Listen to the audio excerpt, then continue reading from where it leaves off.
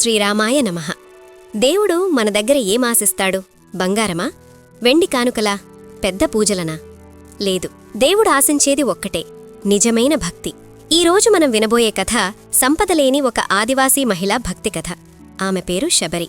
ఈ కథ మనకు నేర్పే గొప్ప సందేశమేంటంటే, ఆచారం కాదు, అంకిత భావంతో ఉండే భక్తిభావం ముఖ్యమని. అసలీ శబరి ఎవరు?